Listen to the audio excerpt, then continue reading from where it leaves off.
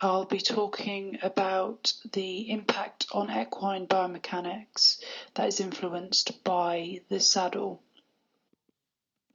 So the first researcher who used a computerized measuring system was Harman in 1994, used a device called SaddleTech, which evaluated the effect on the saddle and saddle pads on the horse. The first saddle pressuring measuring system was equipped with over 256 sensors.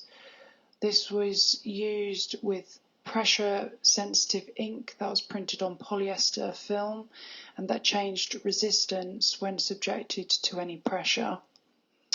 It was most commonly found that poor bridging was the main problem through poor saddle fit, and only 35% improved fit with a range of saddle pads through this testing.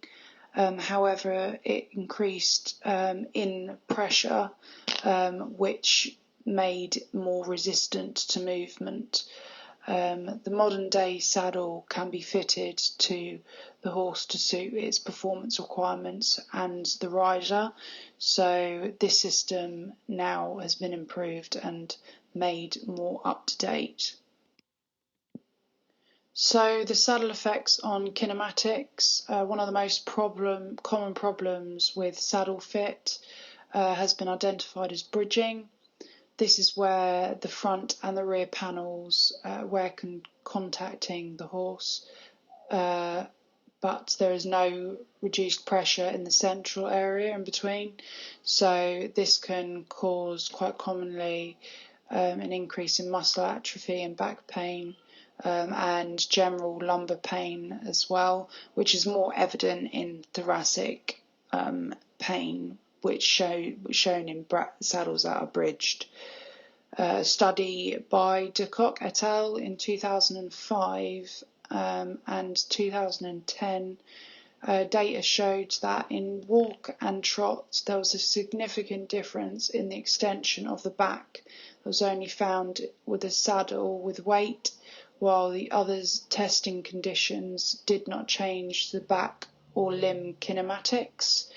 In canter, there was a significant increase in back extension and was found with a loaded and unloaded saddle.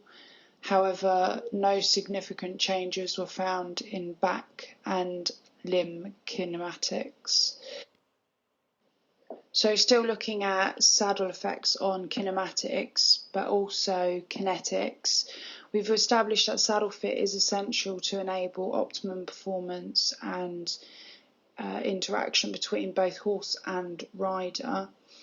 A study by McKechnie-Guire in 2018 was conducted with 7 horses with asymmetrical saddle position. We're testing before and after correction of the saddle positioning asymmetry. Kinematic and kinetic data were collected using both motion capture, intershort sensors and pressure mapping system. The data of the horses showing saddle roll to the right were normalised to represent the saddle roll to the left. When comparing the saddle roll with the correction in trot, the study found that the saddle had been corrected on the rein with the roll to the outside on the right rein, and there was an increase in outside front fetlock hyperextension and inside hind fetlock hyperextension. There was also a reduction in peak pressures after saddle correction under the inside portion of the panel in trot and canter, and the rider showed an increase in thoracic side bend on the contralateral side to the direction of the saddle roll. The presence of a saddle roll creates the changes in the fetlock hyperextension and hence likely force production increase in peak pressures beneath the panel on the contralateral side. to the direction of the saddle roll, which affects the rider position, with the rider leaning to the opposite direction of the saddle roll is likely to optimize their balance. So basically, this can both affect the kinematics and kinetics of both the rider and the horse at the same time. Also, another study, which was by Martin et al., with the effects of the large saddle panels on the biomechanics of the equine back during rising trot.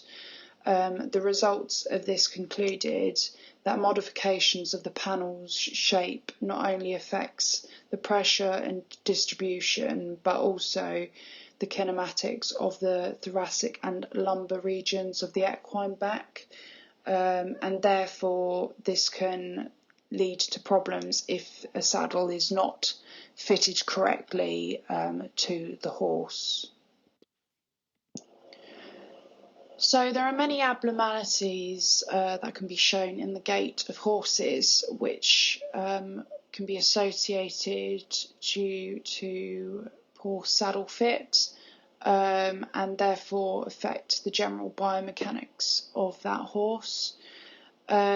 There was a study done by Grieve and Dyson, 2014, where they did an investigation of the association of equine thoracolumbar asymmetries and general horse and rider health.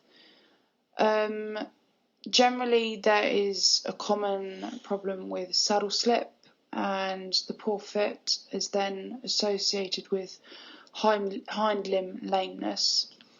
The interaction between the horse, saddle and rider is very complex, and equine back pain and myothoracolumbar asymmetries are associated with ill-fitting saddles. Saddle fit should be checked more often, at least once yearly, to lower the number of ill-fitted saddles, and both riders and trainers and other professionals in the equine industry in general that are providing equine care and to help with their performance need to recognise an ill-fitting saddle. So looking at further abnormalities seen in the gait kinematics of horses, there was a study done by Murray et al. Where he recognised that back pain is frequently recognised in racehorses, where fit and design are rarely sort of assessed.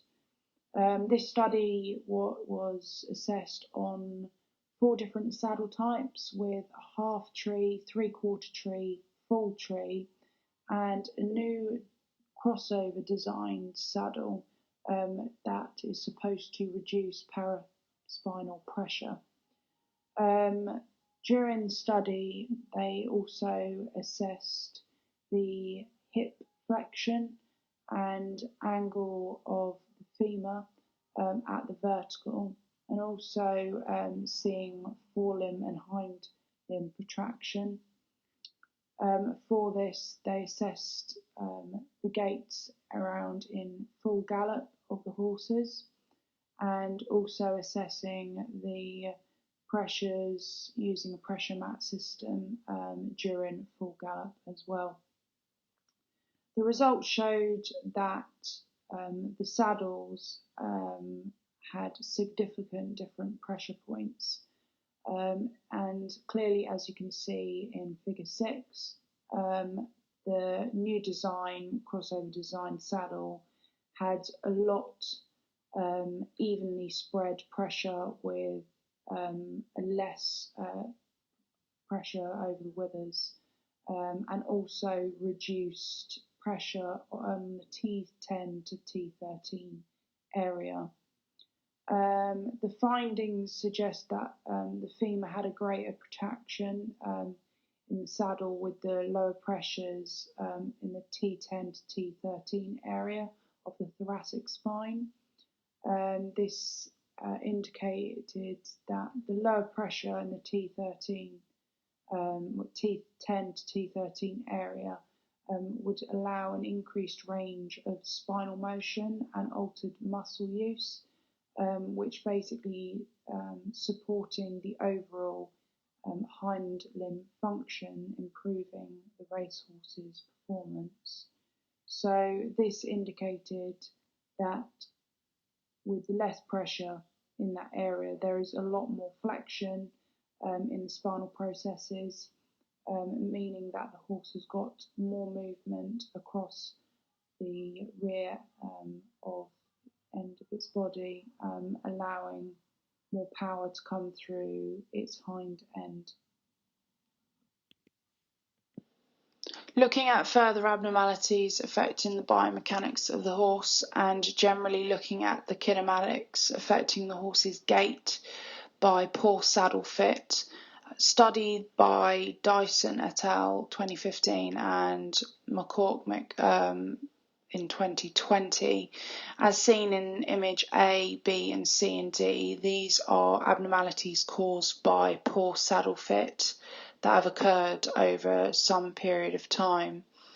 Image A, white hairs that have appeared, is basically this horse wasn't taken into consideration of the natural asymmetry of the horse's stronger left shoulder, and during saddle fitting, this wasn't taken into account, there was a lot more pressure by the gullet plate on that area on the left shoulder, resulting in the white hair marks by continuous pressure on the left shoulder and the top of the withers. On image B, there was a dip in the croup.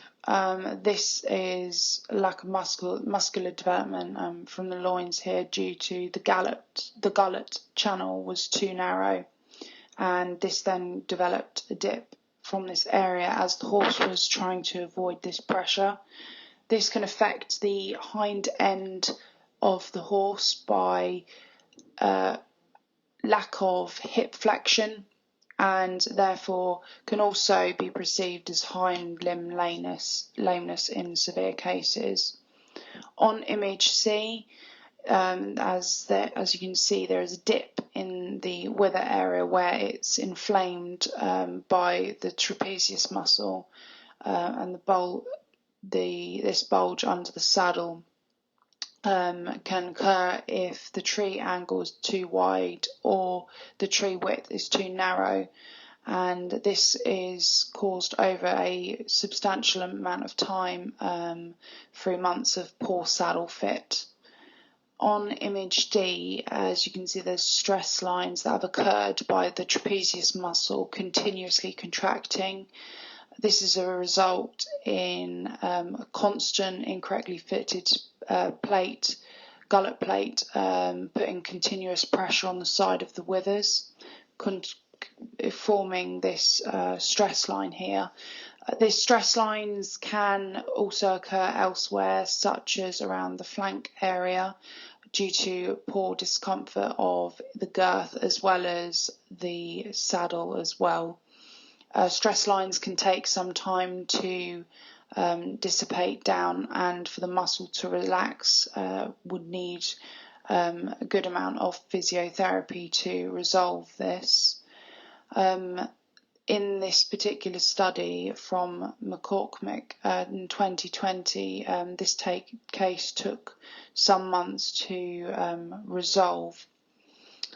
This can also affect the gait of the horse again, depending on where the muscles are tight and contracting, resulting in the general kinematics of the horse being abnormal, and can also be perceived as being lame due to this discomfort of the saddle fit.